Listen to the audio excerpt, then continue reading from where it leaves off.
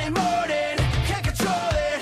Fired up and counting every minute. Hands are shaking, eyes are burning. The time has come, yeah, this is not a warning. The week was just so long, we had to let it go. Our problems disappeared, we're not tied up anymore. The weekend is here. Sunday calls, we are sick and tired of it. Up and down, can you feel it? Up and down. Hey everybody, welcome to the Johansson show. I am joined by Vic, the Spacelord, also known as Viktor from The Ascension. Vic, thanks for coming on. Thanks for having me, man. Pleasure to be here. Really excited. I don't know if you caught the interview with Connor. I was a huge fan of your work in NXT. And I think I was, like most wrestling fans, just frustrated with the lack of opportunity on Raw or Smackdown. And I'm excited to see what's next for you all. Gotcha. Thanks, man. Yeah, it's been, it was exciting, and then COVID hit, and so. It's the worst possible timing. Yeah, pretty much. You know, we'd already been kind of caged up for a while, and then it was like, oh, you're allowed out of the cage for 2 weeks, and kind of slammed back in it, and it just put a hold on everything that we kind of had going on, and it's been, you know, a struggling year for just about everybody, but you know, it's not stopping us, at least, that's for sure. Yeah, definitely. So, Spacelord, like, where does that come from? Like, what made you go with Vic the Spacelord moving forward?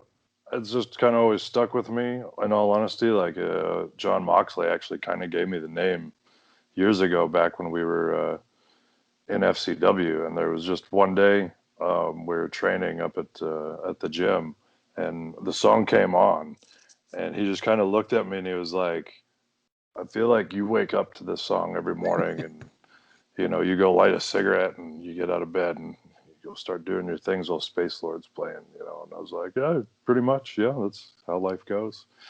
And it's just kind of always stuck. Like, I can remember a couple times when we were out something, and he just looked over and yelled it at me, and he was like, "You are the Spacelord." And I was like, all right. And kind of everybody that knew me from around that time, it just kind of stuck, and I've just kind of kept it. I loved the Monster Magnet song, and you know, it's just kind of me. I do love space. I love stuff to do with space. I'm not really the lord of it, but you know, I deal with it on a daily basis, I would say. A lot similar to like Star-Lord. I'm picturing from Guardians of the Galaxy. That was the thing when I saw that, I was like, people are gonna think I stole it, but you know, I did, but not from that. So. But now you can see like your collection in the background with his Darth Vader and Boba Fett. Is that something you're into, like doing all the collections? Not so much. Like, it just kind of happened, I guess. Like, when COVID started, like, I think it was around my birthday at one point in time, and I was just kind of like, man, like, you know, I'd kind of gotten back into a lot of the Star Wars stuff once COVID started, and I realized it was like something I always wanted as a kid was, you know, the Darth Vader helmet right there. And I just started looking for it, and so now I managed to get Baba, and I got the Stormtrooper back there too. I don't know if you can quite see him. I think I got to lift it up. Oh, there he is.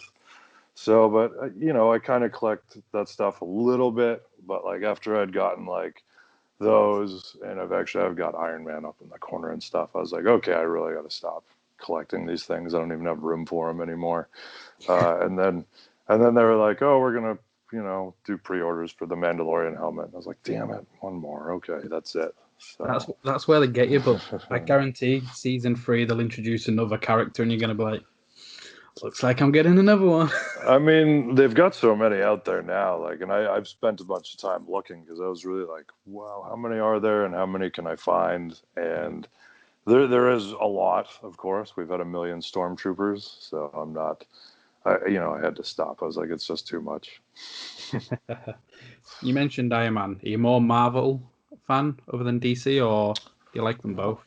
I like them both. Like, I really, it's funny, when I was a kid, I didn't like DC as much, except for Batman.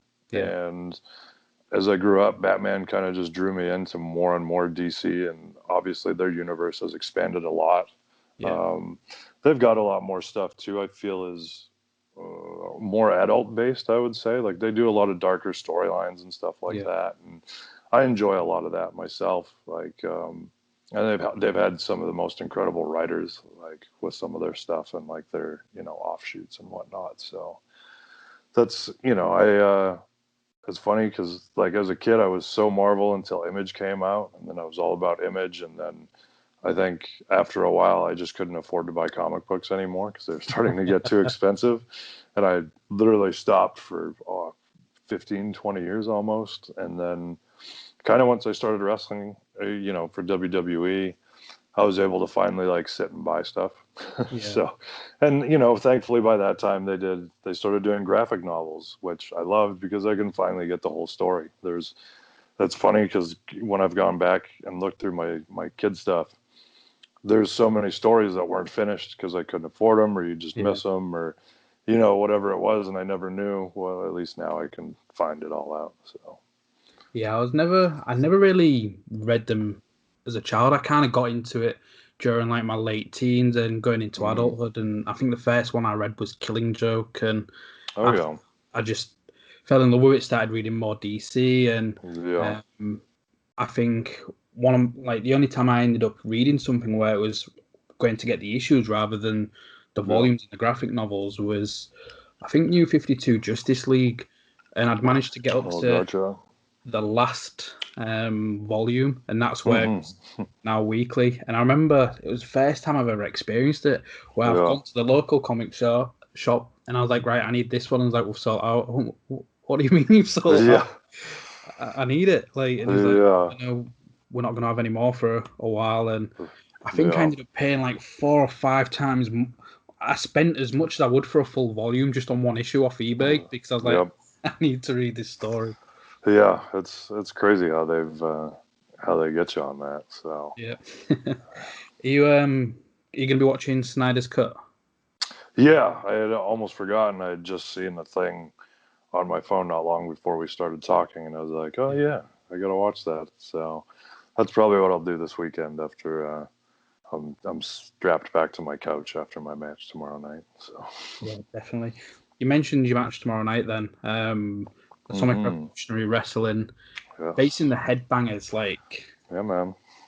Was you always a fan of Headbangers when you was younger? Like, I was, yeah. Like, I was a headbanger as a kid, and still am to this day. And so, like, they,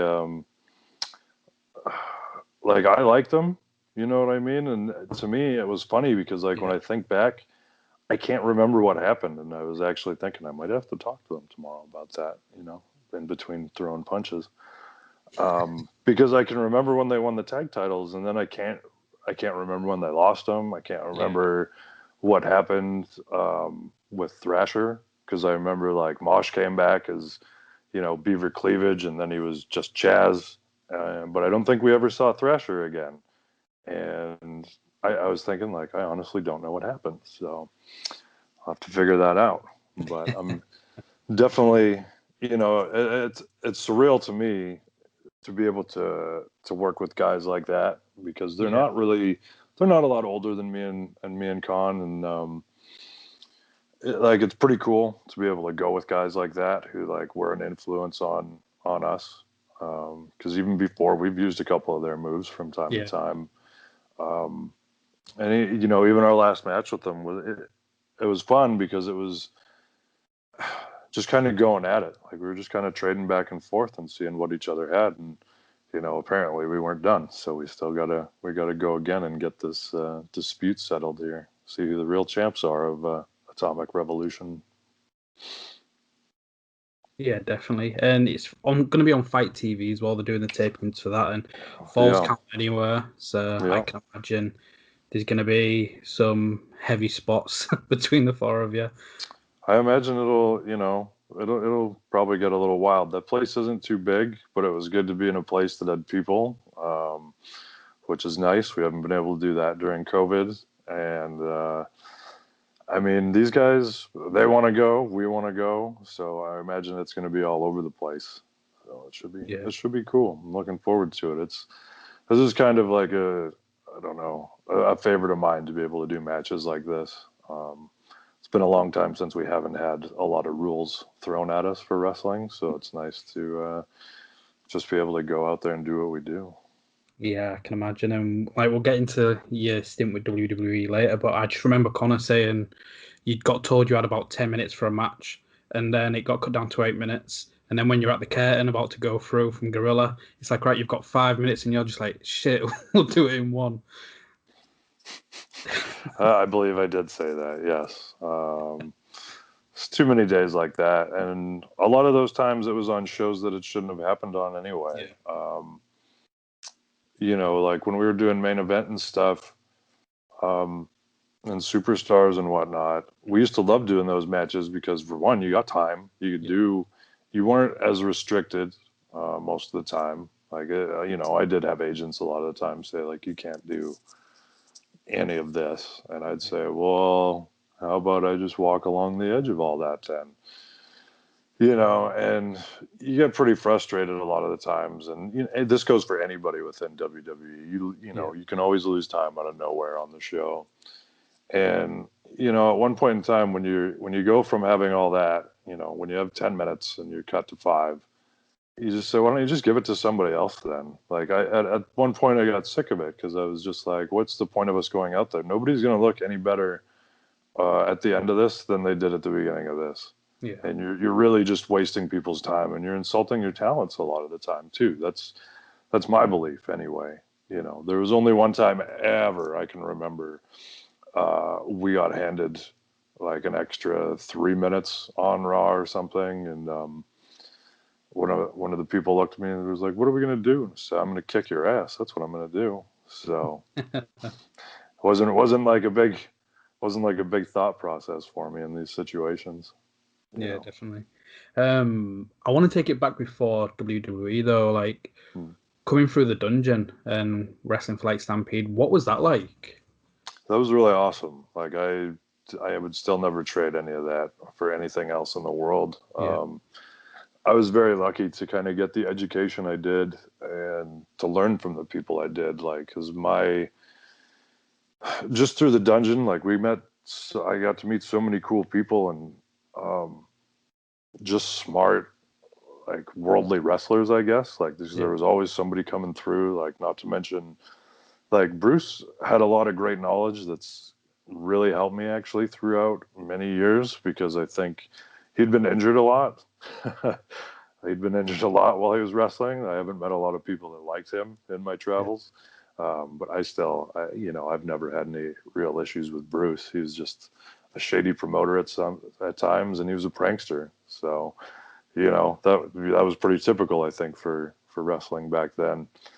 But so many things, like, you know, without the dungeon, I never would have learned the techniques I did. I wouldn't have learned how to protect myself the way I did. I wouldn't have been as ready for shady promoters as I was. And, you know, with that too, like, I was introduced to Tokyo Joe, who opened up a whole new world of wrestling for me when I was training with, you know, TJ and Natty and Harry. And, you know, we had a few other guys that came through there that would get used, like Johnny Devine would sometimes get to come train with us. We had Randy Myers. There was even Dan Myers as well. You know, some of the local Canadian guys. And it was always pretty awesome because everybody was really always pushing themselves to be better. And Tokyo Joe definitely did that to us. And Bruce was always pushing us to be better in one way or another. He had a lot of wacky ways that, like, at the time didn't make sense to me, and now I see them how they did make sense a lot more. It was usually kind of a joke with him, but at the same time, I think it helped a lot of people come out of their shells because they were always, when kids would come in there, they'd be pretty terrified, you know. And the dungeon could be scary, but by the time I was there, Stu only crawled down the stairs every so often to kind of stretch somebody, and it didn't happen too often, but like sometimes it was scary just what you'd walk into the house and see on the mat. The mat wasn't always clean. There's a lot of animals around there.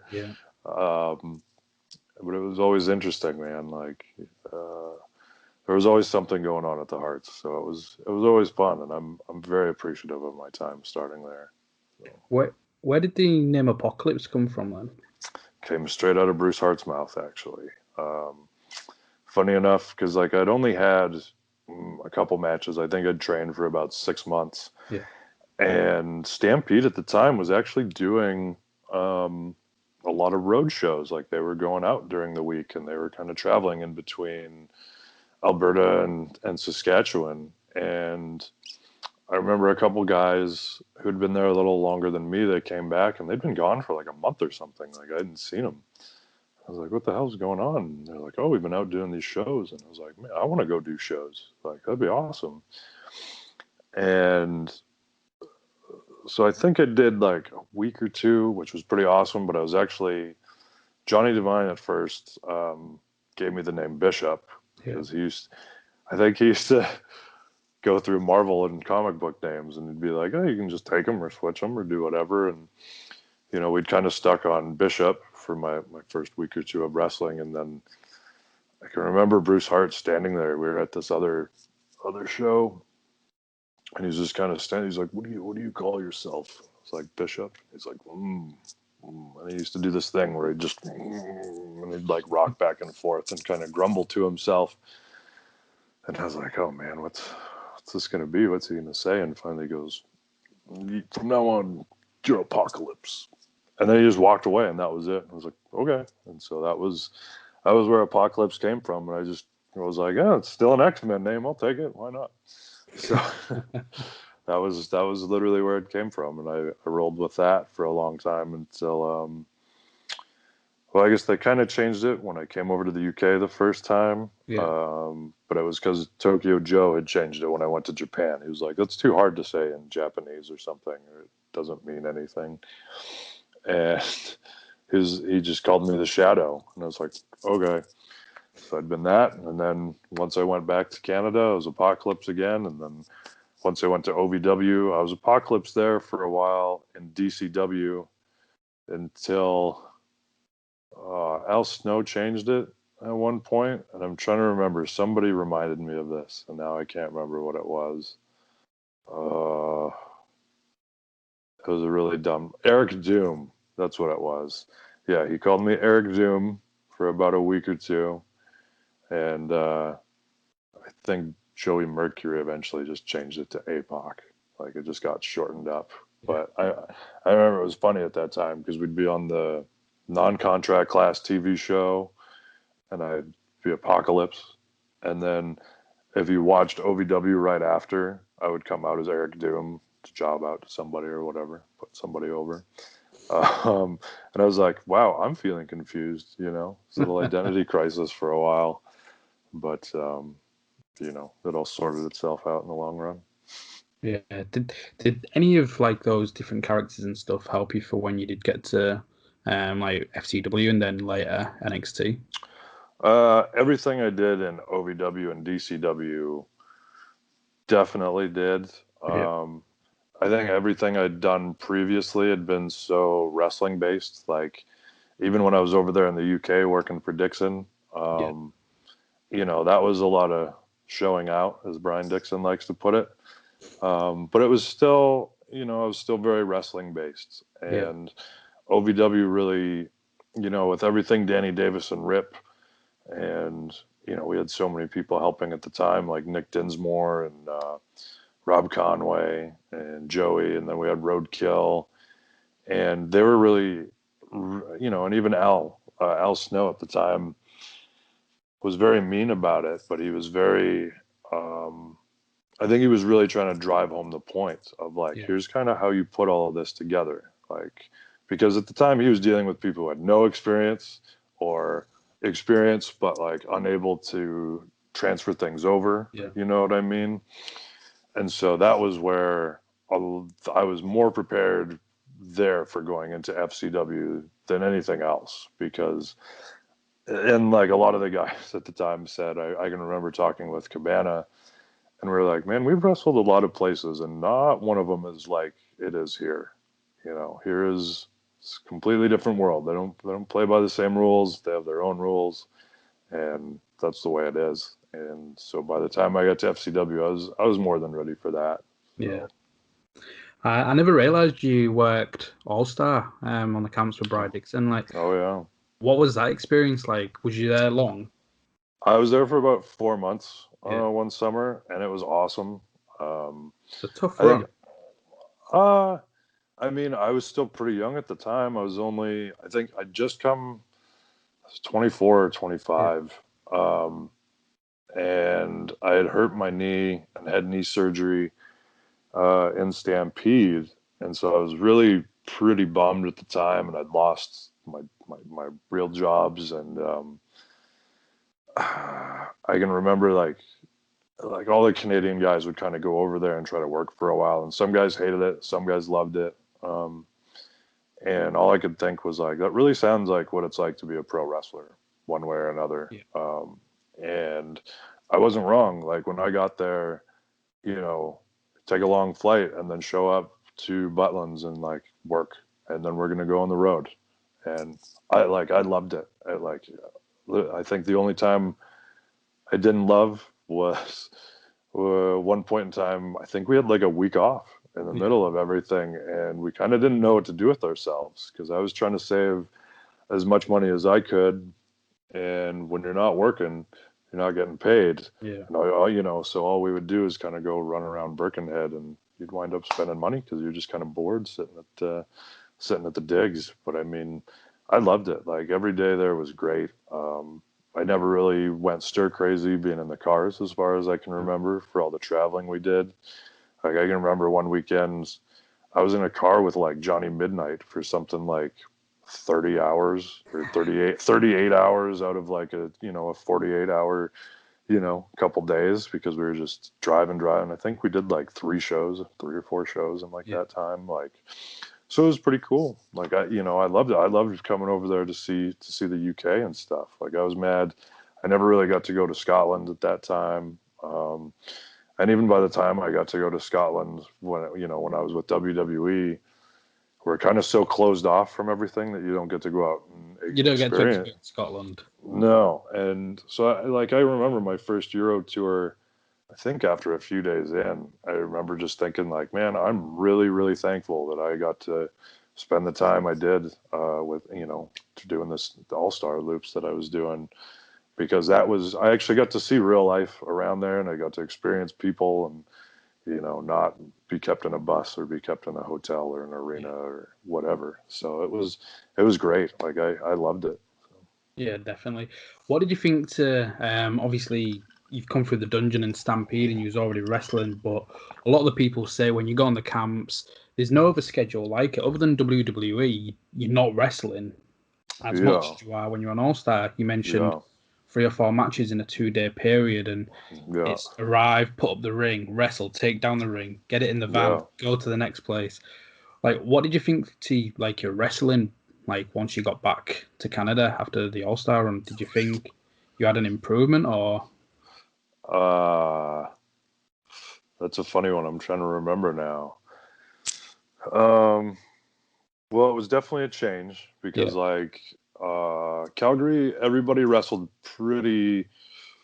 I don't know what we considered strong style at the time. Like we all took pretty good care of each other, but everyone was kind of trying to be or emulate that. And being especially from the dungeon, everybody took wrestling very seriously. yeah, And I'm not saying they don't in the UK, but on that schedule, you definitely can't be tearing each other apart all the time like we were in Canada. So it was funny. Like for instance, I remember the first day I missed a leg drop, and I never missed a leg drop again for 4 months. That I was out there in the UK because that really sucked when I bruised my tailbone and had to sit in those cars for a month on a bruised tailbone. So, I learned to adjust. And I think, if anything, when I went home, it was like, I think what I remember most is I didn't know when I was going to wrestle again. yeah, I knew when there was going to be a Stampede show. That was in, 2 weeks.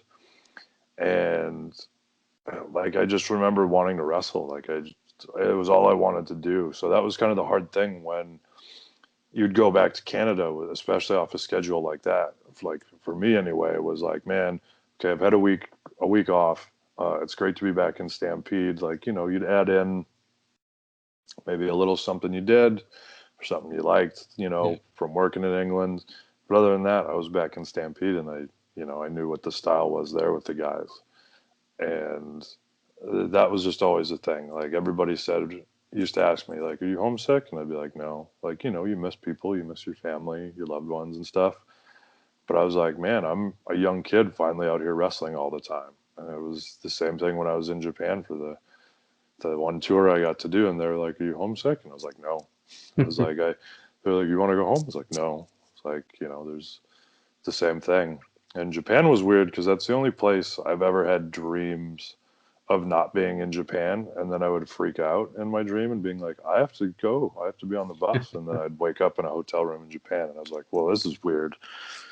So, but it's odd because all the other times I've traveled, I've never had that happen. Just Japan. What was your experience like out there? Because I know you got to team with like American Dragon, Daniel Bryan, Bryan Danielson, Yeah. but you was facing like the likes of Tanahashi a lot. And what was that whole experience like when you were in Japan? Still one of my favorites to this day. Funny thing is, I was so like green to the business, I think, at the time. Yeah. Besides how awesome it was to me, I didn't even realize how cool it was. And working with those guys, I teamed up against Yuji Nagata and Tanahashi when they were the GHC tag team champions. Working with Bryan, like me and Bryan we'd actually met and knew each other years before in ECCW. So that was really cool. I'd always been a big fan of Scott Norton. So that was super awesome because, man, what a great guy. Like, in all honesty, for a guy that can kill you by, just doing that. He was so awesome. Like, we used to have so much fun working. Yeah. Like, we got to do 6-mans with him all the time. And me and Bryan we'd get him fired up a lot because we'd sing his theme song from Over the Top. But we'd usually change the lyrics. And I can't remember what they were anymore. Somebody asked me what they were. And the only one I can remember is that, like, we'd eventually change it to something like Give Your Mom a Call. And he'd just be like, all right, that's enough. And me and Bryan would scatter, and he's like, let's go. And I'm like, okay, let's follow Scott. Like, he's the man. So, but it was super cool, man. I missed it out there, honestly, every day. I was really pissed that I never got to go back when we were in WWE. And I really had our sights set on going back for New Japan or like working for New Japan. And then when COVID hit and shut everything down, I was like, cool, I'll wait and see what happens here. So it's just kind of getting through that because honestly, like, I've never seen a culture that respects wrestling more and understands it better and is so appreciative. The people there would make me feel like a rock star, and I wasn't anybody at the time. And it was hard. Like, for me, I've said, I never got into wrestling to be rich or famous. I just got into wrestling because I liked wrestling. So people showing me any appreciation is always awkward for me. That's why I've always tried to be a bad guy as best as possible too. So hopefully people just leave me alone and don't have to deal with my awkwardness. But yeah, so hopefully, coming up in this year, once, we can get all these regulations worked out, something will happen and we'll be back there. Yeah. Have you spoken to New Japan at all then? I have not. I was honestly about to, and then COVID hit. Like, I do know a couple of the guys there from, way back when and on and off. So I'm hoping it's just a matter of reaching out. I can't see how we wouldn't fit in, but at the same time, I know everybody's dealing with just a lot right now. With the way, this whole pandemic and everything. So I'm hoping something can work out. We've really been wanting to just get ourselves rolling more regularly again so that we can show people we're not just two dudes that haven't been doing anything the last couple of years. Like, we're both pretty ready to go. So would you want to do, like, maybe going out there for the World Tag League or something like that? I would love that. Like, anything that they do, I think, is done so well, and their talent is so good. and just what everybody brings to the table there. It's just too awesome to not want to be a part of, you know. Like me and Con are such big energy guys, really, when we're really doing what, you know, we want to do and how we do it. Like, and that's one of the places that just, I think, it's too good of a fit. So, you know, Connor's who would be the ideal opponent for you then, where it's to show, like, look, this is what we're about. We're not guys that are getting a couple minutes on TV. We can go. Like, who do you think's going to be that ideal opponent to prove that? I mean, ideally Bullet Club, like Tama and Tonga. Yeah. You know, I used to work Tonga a lot in FCW, and actually one of our favorite matches from NXT is still, you know, when he was with Hunico. Yeah. And we had, you know, I think that was like a Street Fighter, a Falls Count Anywhere match. But he's one of my favorite people to work. It was funny because I think when we first worked in FCW, we had some terrible matches that we could never figure out. We were like, went out and came back and we're like, God, that was terrible. Just terrible. And as time went on, we just all started clicking so much more. And I still remember I had his last match in NXT, which broke my heart because we had a really good weekend of matches, and I just always loved throwing down with him because he was just so good. And you know, he had really started to come into his own when they released him, and so now seeing what, you know, he's been able to do with his brother is awesome. Like, there's not two guys I'm happier for to see like make it in the business. And you know, as far as I'm concerned, our war is far from done. So. Yeah. What's your thoughts on tag team wrestling then? Because I know you teamed with Harry and did some stuff in Stampede, but off the back of that, you've held singles titles in Stampede, OVW and FCW again, their heavyweight championships. Did you see yourself as a singles guy when WWE was like, right, we're going to put you with Connor and you're going to join the Ascension? I used to, but kind of the way that things were with the Ascension, I kind of always saw myself as a part of it and never was allowed to be, I guess. Like Dusty has said to me many times, like, baby, there's something else for you and it's not Ascension. And I'd be like, okay. Because like when Connor broke his back at one point, they would occasionally pair me and Latimer, like Brahm, on the shows. And there was sometimes where I was like, hey, do I get to be Ascension tonight? And it was like, yeah. And then other nights where I was like, no, you're just two separate people on a team. And I'm like, cool, that's really weird. But, you know, we had some interesting times then, and we used to try it out, and it would just always come back to no. And so actually, even previous to that, we'd been working on having me in the Wyatt family. So really, I was pretty open to do anything. Like, we'd been playing with that stuff. I'd been doing most live events I'd been doing singularly, and I'd been working guys like Seth and stuff like that. And I was really just trying to get an answer, I guess, on where I was going at the time, because it was so much of like a reference that I used to get told a lot was, you know, Gold Dust. Nobody really paid attention to Dustin until he was Gold Dust, which, you know, or like there wasn't anything, I don't know, extra special about him. Like, yeah, he was, you know, Dusty's kid and he was a great worker and stuff, but like nobody really paid that much attention until he was Gold Dust. We're like, we just have to find out what your, you know, Gold Dust is. And I was like, I'm pretty sure that's Ascension. Like, and it would just kind of kept getting thrown to the side. And there's a bunch of wacky ideas that were going around. And then finally it just came down to Hunter one day saying, we need somebody with Connor. I think just the gimmick works better. And Billy Kidman said, Norman Smiley literally told me 5 minutes ago that we should put Viktor with him. And I guess Hunter just took a look at it and went, yeah, that makes sense. Let's do that. And from that point on, we were rolling. So I had no qualms about it. I just knew that I was going to have to pick up the pace. That was all. Like, I was just going to have to fall into place. And, everything did kind of fall into place very differently than what people saw, I guess, as it happened. But it did, and now I almost don't want to do singles wrestling anymore. There was a point in time where I had to do way too many singles matches on my own again, and I was like, this fucking hurts. Definitely.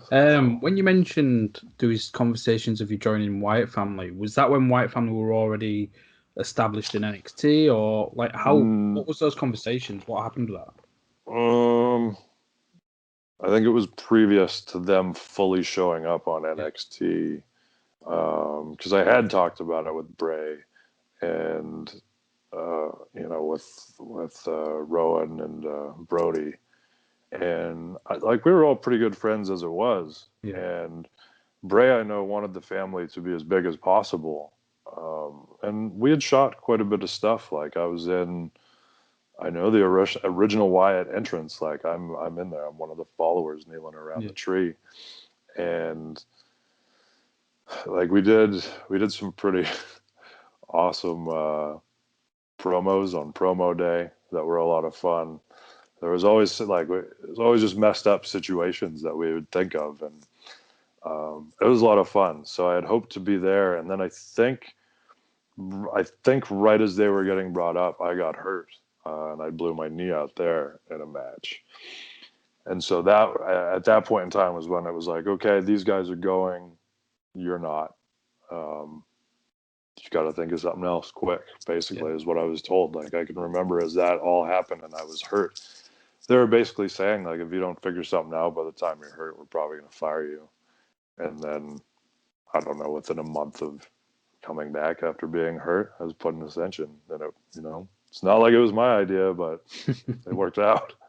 Definitely. And longest reigning tag team champions in NXT history. Like, how does that feel? You just mentioned for weeks or months, you're like, the Ascension. That's what do you see yourself? The Ascension, and then you finally get put in the Ascension, and you have that historic run.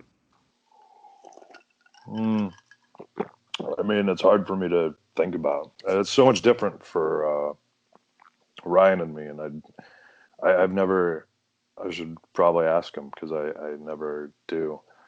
I just know for us at that time, it wasn't that much fun, surprisingly, because we were really basically when that fell into place, there wasn't a lot of positive reinforcement around us, and that made it really difficult. Like, I don't think I've said this yet, but basically the day we won the tag titles was we were told, you guys got a month to prove everybody wrong. And we were like, what? Like, why the fuck would you do this? And I got pissed and kind of fired us both up, I think, because like it hit. Connor had already just been, they'd laid a lot of stuff on him as it was. And that specific day was like a real mess around in many ways, mentally and physically and all of the above. So basically for the next month, we were fighting and fighting and fighting and fighting and fighting.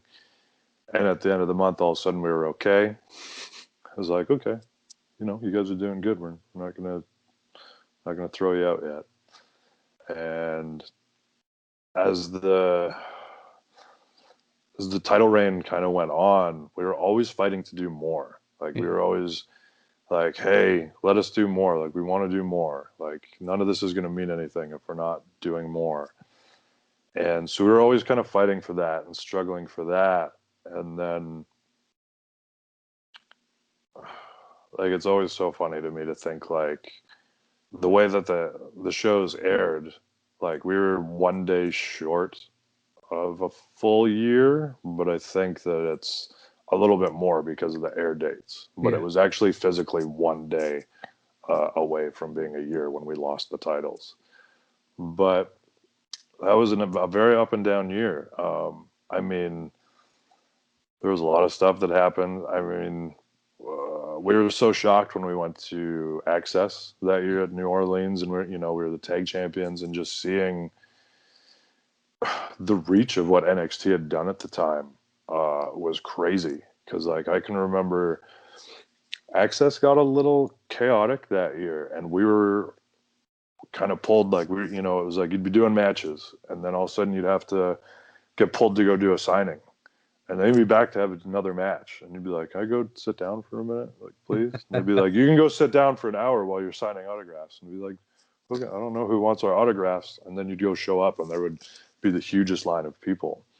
And that was very overwhelming because, like, as I said, I'm not used to that. Yeah.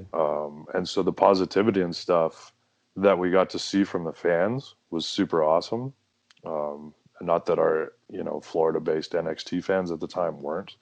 But it was kind of like waiting to have the rug pulled out from under us that whole year in a way, because it always seemed like that's what they were ready to do. And so now when I look back at it, I'm just really surprised that they haven't tried to get rid of that yet. I thought the Revival was going to do it. I thought the AOP was going to do it. I thought, there's been so many others that I thought could have done it, and it just hasn't happened yet. And I'm really surprised why, or like as to why they haven't. So I don't know if it's just they don't care, so they don't think anybody else cares. You know what I mean? They're like, if we don't talk about it, nobody will ever know, and they'll just leave it at that. So for me, it's just it is what it is. Like, it was super cool, but it was also a real struggle. That's how I think of it. So it's frustrating, like even listening like that what you'd gone through, because here you are again, your boss is like, hey, you got a month, don't fuck up or you're out the door. But then you're doing Access and everybody is loving you. So if you are getting that love, then why were they so like hot and cold with you guys? I don't know. I could never really figure that out. I think back then I was a little more combative in my attitude, which I don't know. It can be a double-edged sword in the company, because like sometimes you fight for something and you get close to what you're fighting for, and it works. And other times, you just got to let it go, because you'll even fight for something that, they'll say is like, yeah, that's great. And whatever happens is not even close to what you were fighting for. There's not much you can really do about it. I think just, I don't know. It was never quite explained to me what was wrong, I guess. I don't know. Because like all we did was go out and work hard and do our best to do what we could do to our best.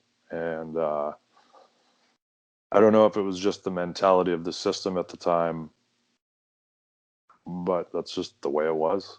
And it is what it is. Like, I'm thankful for all my experience and opportunity.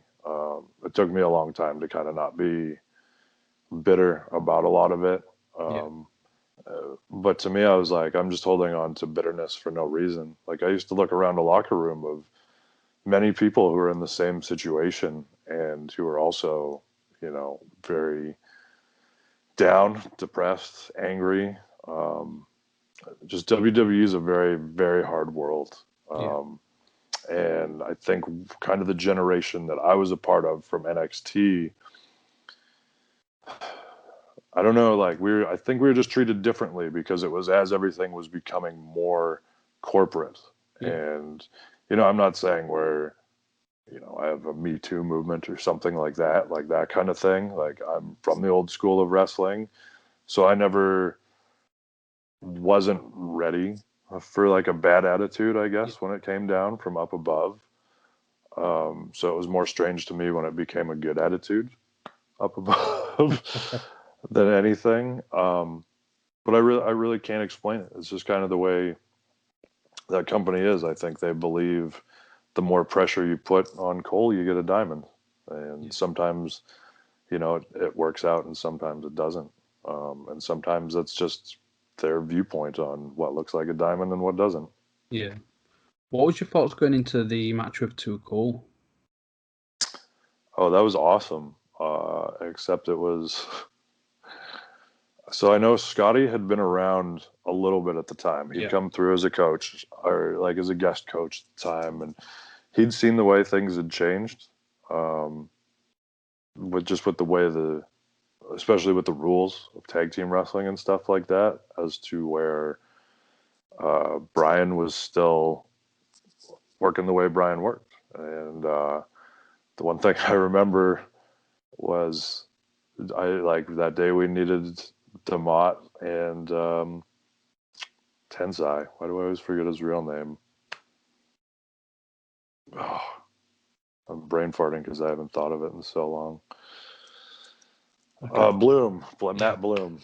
So they were sitting there with us, and Brian put out all of his ideas, and I go, I love all these ideas, but we're not allowed to do any of them. And then those two would have to explain to him why. Yeah.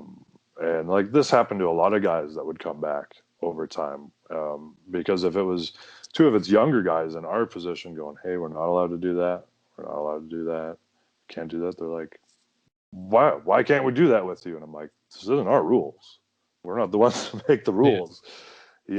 So it was, I remember that part being difficult yet kind of funny, because you knew every time like an idea got pitched, it was going to have to be explained why the rules wouldn't allow it that way. And but it was super cool. I think Scotty had told me that I'm the only person who's ever stopped the worm, I think, or I had been at the time. So it was awesome. And just the whole feeling of those pay-per-views was amazing at that time, because we were still coming straight out of working like Legions and, National Guard armories. And it was just the beginning of NXT taking off to where it is now.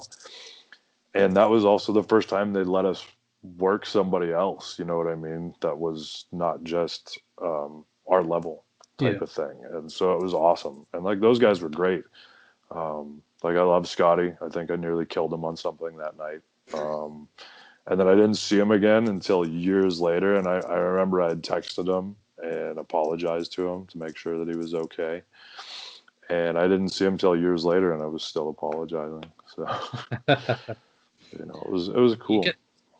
You get the call up then. You get told you're going to Raw and SmackDown. What was the feedback again from like behind the scenes? Because again, it seems like it's always, hey, like if you don't fuck up. But now they're like, hey, you're doing a good job. You're going to Raw and SmackDown. Well, that one was funny because Hunter said to us, well, Vince finally gets it. And it was after, I think it was right after the pay-per-view with Kenta and Finn. Yeah. And because honestly, too, we were wondering, like, man, what do we do now? Like, where do we go? And we got brought in for a very weird meeting one day. And I was like, cool, we're about to get fired. And Connor was like, no, I think this is going to be something good. And because we were brought into the boardroom at the Performance Center there. And I'm like, well, this doesn't happen. I was like, last time I had a conversation with somebody back here that required more than one coach or whoever, I was like, wasn't a good one. But so, yeah, Hunter came on. He was like, well, guys, he finally gets it. He watched the last couple and, he gets it. He thinks you guys are like the Road Warriors. It's cool. So we're going to bring you up. And like everybody kind of cheered. And to me, I'm trying to remember. It was about 15 years I'd been doing this at the time, and I just kind of had, it was like when you die, like you have your life flash before your eyes, because I didn't think I was ever going to hear it at that point in time. I really didn't. It just seemed, everything that had happened with us was so odd and just seemed so like it would never happen at that point. And I remember Hunter saying on the thing, he was like, man, everybody looks really happy except Viktor. And I was just kind of like, no, believe me, I'm happy. Like, I'm more than happy. It's just, when you get everything like that running through your mind, that's just how I am. I'm not usually an overly excited guy. It takes, I don't know, a lot to kind of get that out of me. Yeah. And even though that was a lot, it hit me in such a different way, you know what I mean? And so it was super cool. until they handed us the pictures of what we were supposed to look like. And then I went, oh, great, we're fucked. So, yeah, I was like, there it is. Oh, and now it all makes sense. Yeah, I was like, I get it. Let's see what's going on here. So, this is a good analogy for me because I lived with Tyler Breeze for a long time. And we have two very different attitudes of what we think is cool and what we don't think is cool. Yeah. And I was like, he's, because I got home and he said, hey, what's the meeting? What was the meeting about? And I was like, oh, it was about this. And I slapped down the picture and showed it to him. And he goes, oh, cool. And I go, yeah, that's the exact opposite of what I said. And I go, so I hope more people go with what you think. And they didn't. So, it is what it is. How do you feel about your time like on Raw and making that debut and across like Raw and SmackDown? How do you feel about that? I mean, the debut, I can remember thinking before I went out, man, I've done everything I've done for 15 years, all to get here to this moment, and I already know it sucks. So there was that. That was just another weird struggle. Like when I think about all the weird stuff, I didn't like any of the promos that we were doing.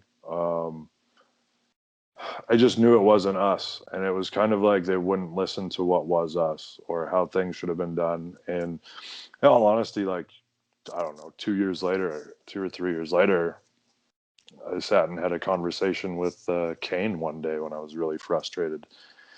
And I was talking to him about it. And, I just said, the only thing that's ever made me wonder was that day if I went to Vince, because I didn't go to Vince that day. And he looked at me and he just went, could have helped, might have hurt you even worse. You don't know. And I go, well, that doesn't make anything better. Like, thanks. But, like, he was always such a big help to us and always trying to keep us positive. And there was a lot of people that were, like, Cena always was very positive to us.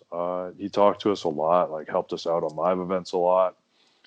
But it just seemed like we got written off right away, and I couldn't figure out why, really, because it wasn't like we'd never stepped ourselves back up.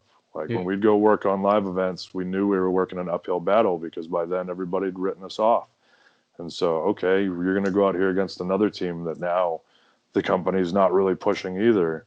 And so both of the teams would have to work, you know what I mean? And make people remember, oh, yeah, we don't suck.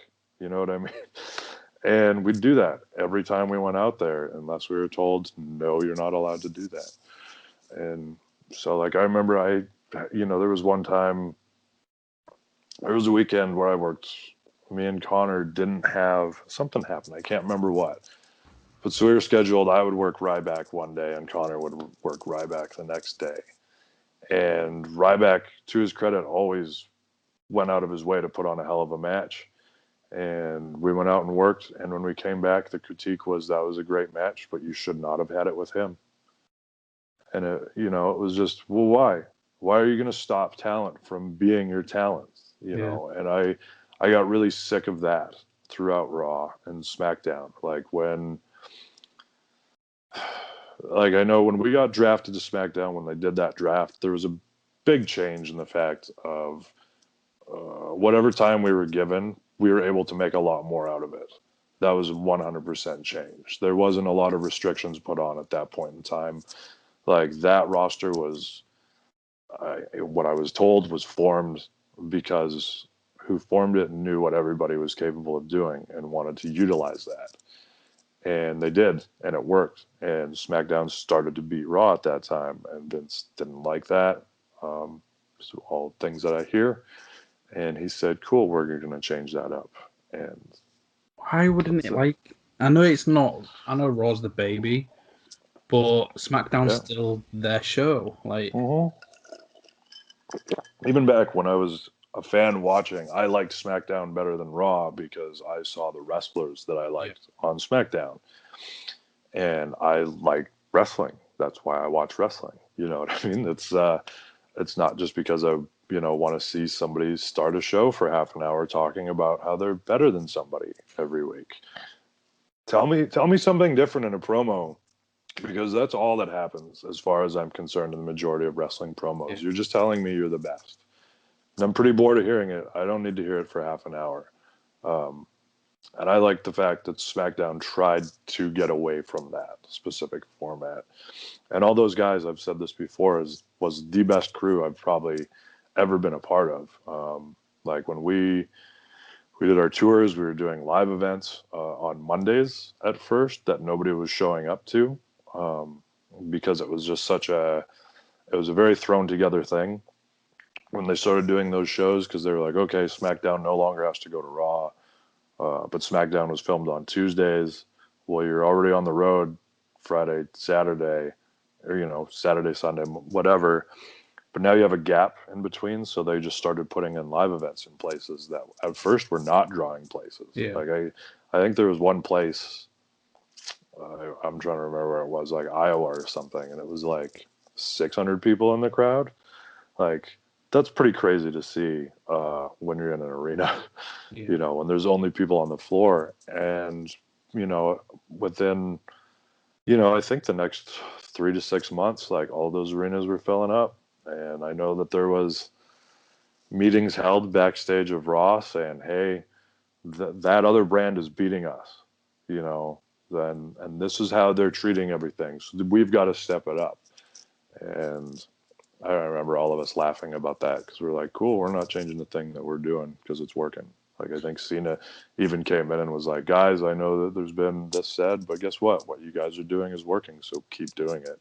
Yeah. And really I think there was just like a lot more positive energy at the time. Like, and everybody was so close with each other and everybody got along so well that you kind of couldn't not do well. Like, everybody enjoyed going to work. Nobody was pissed off about shit. And if you were pissed about it at TV, and then you went home. So, you figured it out, and then you came back and you had another good weekend. Yeah. Was that a lot when you was working with Brody and Eric? That was after that we had already been switched. There'd already been a draft or two by that time. Because by the time we were working them on our last Euro tours was right before I think they debuted as the Bludgeon Brothers when they came back. And I'm trying to remember what happened. There was something funny where I think it was like an 8-man tag scheduled, and I can't remember all the teams, but this was when we had been with the Fashion Files. So I think I can't remember what the exact first match was we did on this Euro tour, but it was us and the Bludgeon Brothers against like Breezango and somebody else. I can't remember. And the whole crowd is so confused. We were confused. The Bludgeon Brothers were going, hey, are we going out in Bludgeon Brother gear, or are we just who we normally are? No, go out as the Bludgeon Brothers. Go out. And then, so everybody was super confused. Nobody had any idea what was going on. I don't remember the match being particularly good. I think when we came back, Hayes was like, that didn't work. And he figured it out. And then I think for the rest of the week on that tour, they paired us up with Breezango, which then meant we were going to start winning, because we did start winning. And, then all of a sudden that had to change again because somebody didn't like that. So it was, I think when we first did the draft, I don't think Brody and Rowan were over there. I think they were on Raw, because that was when we first got split. And it wasn't until the next draft, maybe. I don't know. I have a really hard time remembering. So. Yeah. What was it like working with them two? Because Connor, you mentioned like he'd travel and room with Eric. You'd do Brody and travel a lot with Brody. Like, again, I think everybody's seen a lot of what Brody meant to everybody, and the work he was doing with AEW and stuff like that. What was your like favorite moments with Brody and Rowan? Man, a lot. Because I know on those last tours, we were working them a lot. Yeah. And it used to be funny because Rowan and Con would kill each other. And it was something every night just to watch them go at each other the way they did. And then me and Harper, we were kind of like, I don't know how you'd put it, just a couple of assholes to each other as well. You know, because we loved each other, but there wasn't a chance that we didn't take to break each other's balls about something. Yeah. So, you know, we were always doing, just everything was always a lot of fun for us, because we were always having fun doing that stuff. But like one of my favorite memories, we were in Canada actually, and we were on the West Coast. And while we were at the show that night, a snowstorm hit. And so we were trying to drive to the airport, and we had just a crappy little rental car. It was like a Chevy Malibu or something. I don't know. But the two of us are going up a hill, and he's like, uh-oh. And I'm like, are you losing traction? Are you losing traction? And he's like, yeah, dude, I don't know if we're going to make it. And I said, don't stop flooring it. And I just jumped out. He goes, where are you going? I'm like, I'm going to push. And so like I jumped out and I just said, keep your foot on the gas. Like, don't stop no matter what. Because I was behind the car and it started going back. I was dead. And somebody came flying up beside us and just like drove past us. And I was like, yeah, thanks for the help. You know, and so like I pushed the car back up and I was like, keep going. And I just jumped back in and he's like, what in the hell just happened? And I go, that's how Canadians do it, man. I was like, get us to the airport. So, you know, that was always a good one. He used to get harassed by fans in the strangest way possible all the time. Like I could never figure it out, but people would look him up and find his real name. And because most of the time when he was Luke Harper, he could, you know, he played his character when fans would recognize him, and he just wouldn't acknowledge them whatsoever. He just wanted to be left alone. And so people would like Google him or whatever, and then they'd always start like, hey John, and he would get so furious. And there was one day I remember we're in a gym locker room, like getting changed, you know what I mean? And some guy's like, hey John, can I get a pic? John. And it was just like, he's in a towel, you know, in a locker room. Like, no, of course you can't get a pic, idiot. Did the person even go to the gym? Yeah, I guess like I didn't know, but like, so people would stalk him around these gyms. So he goes, I'd already seen that guy stalking me around the gym, and he'd been eyeballing me while we were in the locker room. And I was just like, oh man, that's gross.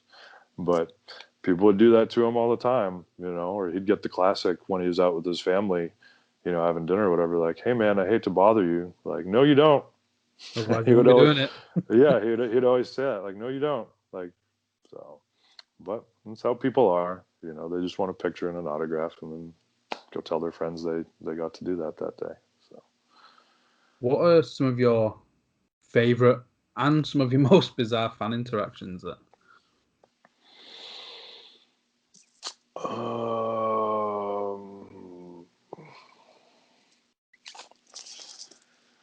I mean, when we came back, when we did Fan Access in Orlando, after being gone, you know, from NXT and stuff for a while, seeing a lot of those fans again when we were doing Access was awesome, because a lot of those people, they were there with us like every show, every time, all the way through FCW and NXT. So seeing all those fans again and just how happy they were, and you know, they didn't care if we were being used to the best or not. They were just happy to see us, and they were happy that we got a chance. Things like that always just really struck us like as being really amazing, because I don't like it. Seemed like a lot of the times we didn't feel like a lot of the love after we left, and so those were always doing stuff like that. Like we'd almost go into it dreading it, just being like, this is going to be terrible. And then the fans would surprise us and just always make it awesome. And that, like, I just can't forget stuff like that. Or like, I remember the first time we had a girl come up and cry in front of us. And I was like, what's going on? Like, we didn't know what to do. I started looking around for something to be like, I just want to give her a present, you know? And there was like, we had just been given like a little chocolate bar, I think, or something. And I was like, here, have this. You know what I mean? And she was like, oh my God. And things like that, like, I just always remember A couple weird ones were people that would just wait for me in places. They'd be like, "Oh, you know," because people and the wrestlers really hate this. I know people don't seem to care, but when we are getting off flights and you're waiting at luggage claim for pictures and autographs, a lot of people are really good at handling it. I'm not. I'm usually grumpy because I'm waking up after a flight or something, or I just want to go. And occasionally some people used to just hang out while I was waiting for my bag, and they would tell me odd things, you know, about wherever I was or whatever. And I can just remember somebody one time, I think it was in Rhode Island, and, you know, they go, "You know, prostitution's legal here." I was like, "No, I had no idea. It wasn't something I usually check in America."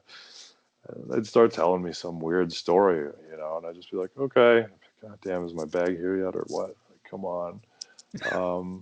But honestly, like, I always had pretty nice fan interactions.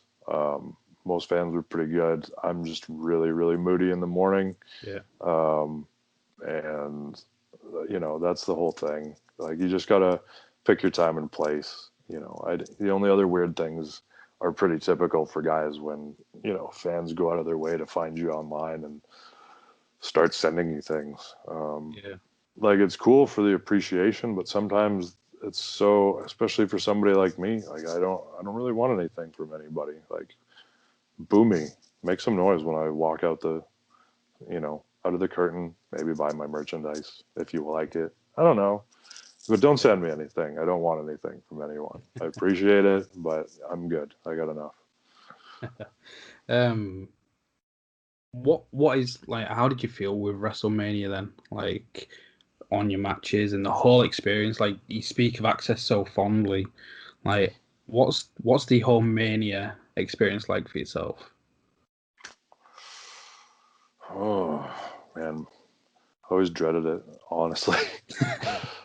It's just usually a long week. But so the first one felt really cool until we were walking out on that giant rampway in San Jose. And I was being pretty pumped up at the time.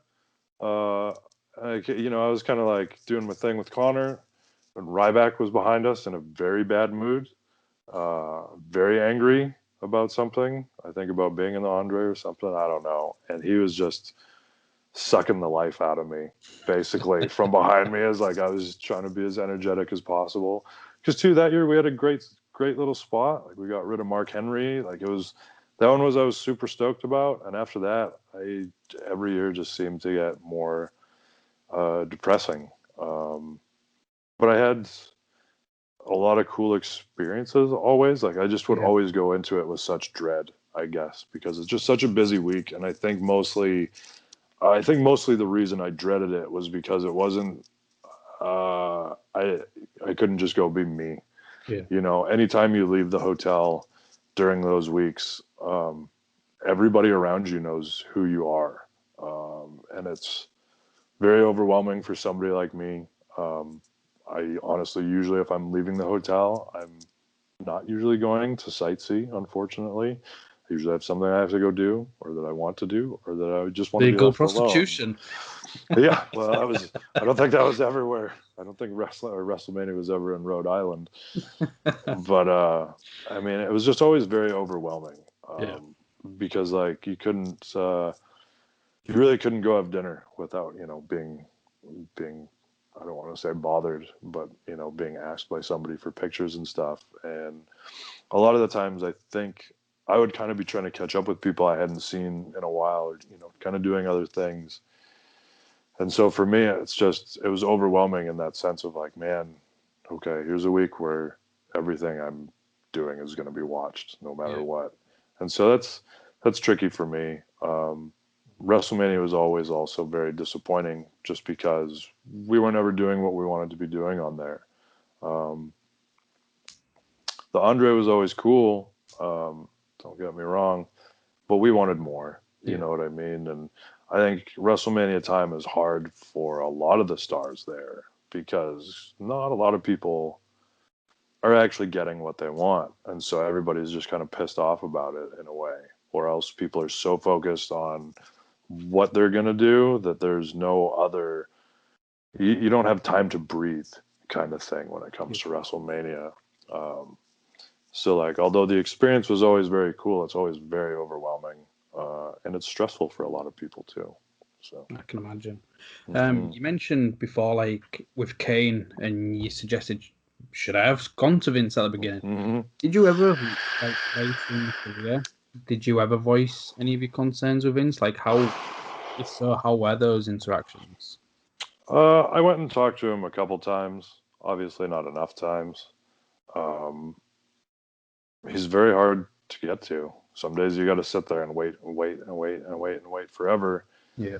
And I think a lot of the times when they knew we were trying to get to him, they would kind of give us something else to do.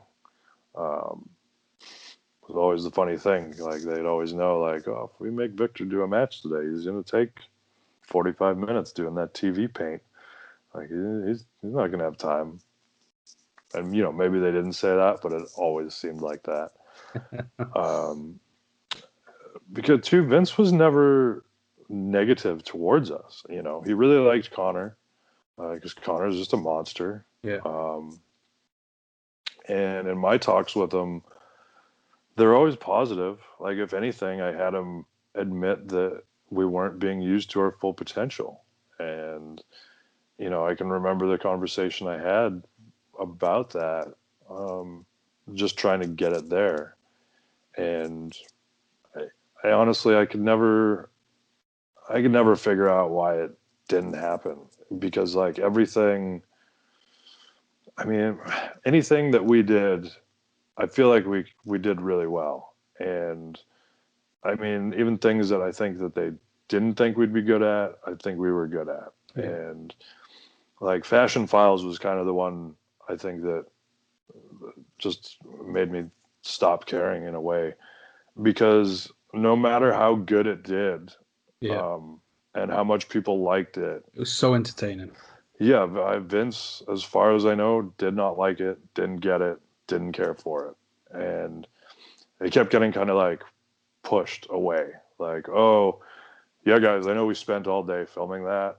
It's not going to be on the show tonight. They're going to show it on .com.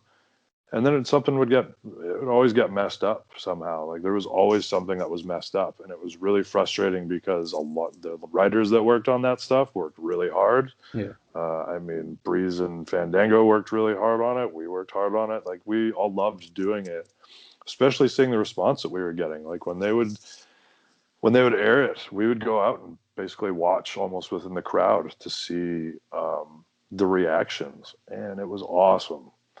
And when they just pulled the plug on it for no reason other than, Vince doesn't really get it or something. I don't know. I never heard Vince say that. But I know that there was days where Gorilla would be cracking up, everybody around him, and he'd just be staring at the screen. Okay, like whatever. So you don't get it, even though everybody else does. It's fine. I could never figure that out because he was never negative towards us, Yeah. But I think they just, in their minds, they'd run us into the ground past the point of any return. They don't, I don't want to say they, because I think there's a lot of them there that do listen to the fans and they listen to the crowds. I've seen all the writers go out and watch segments in the crowd so that they can see how the people are responding to things. It's not on them. You know what I mean? So why these things happen, I honestly don't have any answers. So Yeah. Some of what I'd probably think some of your highlights are as well, though. Obviously, New Age Outlaws. You got to work with the Dudleys, and the first tag team elimination chamber. Like, yeah. what were those? I know that there's a lot of questions there, but what were those experiences? Well, that's good. The Outlaws were awesome because at that time we'd been bugging them for a while because Billy was a coach in NXT and he always hated me in a playful way, I would say. because like we just kind of had that relationship with each other. But when it came down to work, he was always awesome, and he always gave me great advice. And you know, Road Dogg was somebody who was always fun to work with because he's a fun guy. He's not as technical. He's way more entertainment, and so that was really cool to get to do that. We've never hit anybody harder with the Follow Man than we hit Billy Gunn, which I don't know if it's just because he's so gigantic himself or what. He's but like, stacked, isn't he? yeah, I just remember when we hit him, I went, holy shit, like, wow, and he was laying there groaning. So that was pretty cool. The Dudleys was an interesting experience. Like, those were another team. Like, we'd really looked up to them, you know, and it was pretty awesome to get to do some of that stuff with them. You know, I wound up having an odd relationship with Bubba. I think we butt heads when it came time to work, but we get along fine outside of it. Like, so it's just an odd thing. And as the younger guy, Devon said like he used to kind of watch me go crazy when we were putting stuff together because he could tell I didn't know how to answer. You know what I mean? And I didn't know what answers to give Bubba a lot of the time on the questions he was asking, because I was like, you know, it was a lot of the same, like, well, Vince rules, you know, or what, you know, what it was, a lot of it came to that. I think a lot of the times he'd kind of get frustrated with me, and I'd be like, look, you know, I was never trying to take away what he was doing. I always liked what he had on, and just all the time, like, it's like that a lot within that place. Like, hey, this would be a great, why don't we do that? Like, no, it's not allowed because of this rule and that rule that nobody knows about. But nonetheless, like, over time, like, I had a very good relationship with Devon because, like, as he became one of our main producers later, and he was always great. And even like we saw Bubba last year just before COVID hit, and it was really good to see him and sit there and talk with them again, you know. So it's awesome to have made friendships with these people, you know, over the years, especially when we looked up to him so much and we got to work with them and stuff, you know. Yeah, definitely. So how about the Elimination Chamber then? Right. So the funny story with that one was we did Access, I think it was the year before that. Yeah. And we were doing like the early meet and greet where like you go in for all the workers, and we got to go walk around like the Access part. And me and Connor were standing there in front of the chamber, and we're like, hey, can we go in there and check it out? Like, we've never seen it in person before, been in it.